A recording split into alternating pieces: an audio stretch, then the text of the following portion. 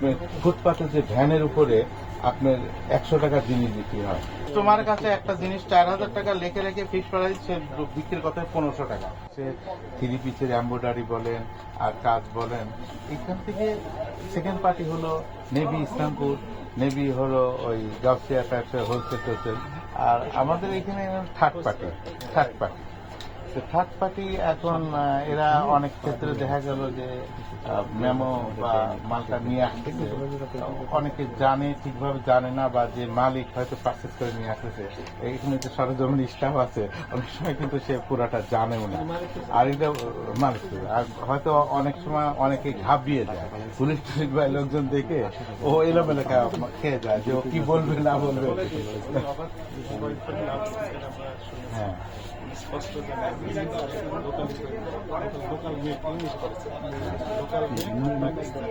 কেমন দিতে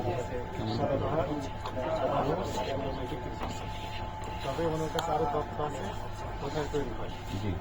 এখন আমরা একটা সময় কোনো কিছু পাওয়া যাচ্ছে না, আমরা তাকে রিস্ক করতে পারছি, একজন সময় বন্ধ রাখলাম, উনি এখন বিপদে পৃথিবীর পর দোকান বন্ধ, আর আমাদের সাথে যোগাযোগ করতে পারবে।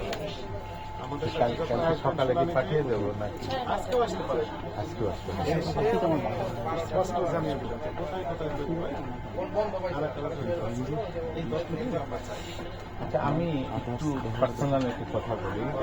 আমি 1980 আমি যখন স্টুডেন্ট, আমি ডাইনাকের সঙ্গে 7-8টা শোরুম নাও, এখন একটা রাখাতে 6টা শোরুম গত 10 বছরে আমি সোল করে আমাকে ব্যাংকের ঋণ বা আমি খেয়েছি। তো এইখানে আমাদের আপনাকে এই জন্যই করছি, আপনার শুধু এইটা না, শুধু থ্রি পিস আর ইয়া না, এভরি ওয়ান দেশ জুড়ে তোলপা ওয়ালটন ফ্রিজ কিনে আপনিও হয়ে যেতে পারেন মিলেনিয়ার।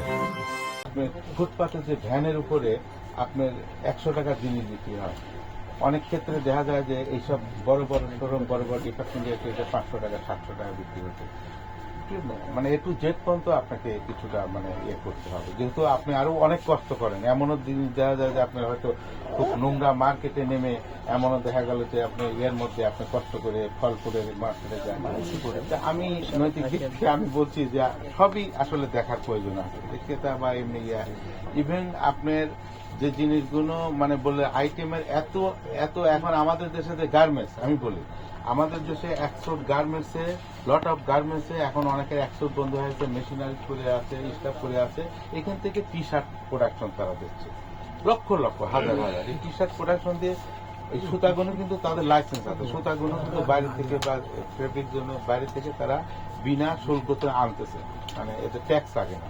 তো এই জিনিসটা আনার পরে দেখা গেল যে মেবি হয়তো 250-300 টাকা তাদের কস্টিং হচ্ছে, এইটা মার্কেটে ছেড়ে দিচ্ছে 500-400 পলো টলো বিভিন্ন ব্র্যান্ড বিভিন্ন এটা কিন্তু বিরাট একটা ভাইলেট, বিরাট বাংলাদেশে কোটি কোটি বিক্রি হচ্ছে।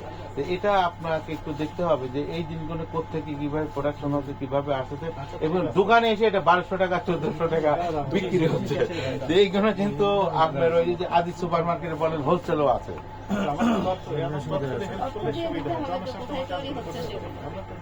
না না, আমি তো বলছি যে আমার এমনও দেশে এমনও দেখা গেছে যে 500 টাকার পাঞ্জাবি মানে 3500 টাকা বিক্রি করছে একটা দোকান থেকে। 20 বছরে আমি কষ্ট, আমি কিন্তু এই ট্রেডিং, আমি দোকান, আমি ডাইনার মালিক, এইখানে 500 টাকা 3500 টাকা। আর আমি গত 1980-তে আমি 20 লক্ষ টাকা খরচ করে আমার বাপের চাউলের গদি বিক্রি করে আমি ঢাকা দোকান করছি, 7টা দোকানে 6টা দোকান বিক্রি করছি, নাও এখানে একটা এটাও ক্লোজ করতেছি, মানে বিক্রি। তো 500 টাকার জিনিস 3500 টাকা আমি বিক্রি করতে পারি নাই, আমি ওই নীতিলি আমি 500 টাকার জিনিস 650 টাকা রেট লাগাই, হয়তো 600 টাকা বিক্রি করি। তখন আমার ফাদার চাউলের ব্যবসা করতে, চাউলের মজল 500 টাকা একবার চাউল বেঁচে 5 টাকা লাভ করতে। তো সেইটার জন্যই আমি পিছায় বা আমি ওই নৈতিকত পারিনি। আপনাদের হ্যাঁ যারা করছে আপনার দেখেন, যারা করছে, যারা অসৎ লোক করছে, সৎ লোক ধরা থাকছে, সৎ লোকের তো কোনো মানে এখন কাস্টমারের কাছে একটা জিনিস 4000 টাকা লেখে রেখে ফিক্স প্রাইস সে বিক্রির কথা 1500 টাকা, এখন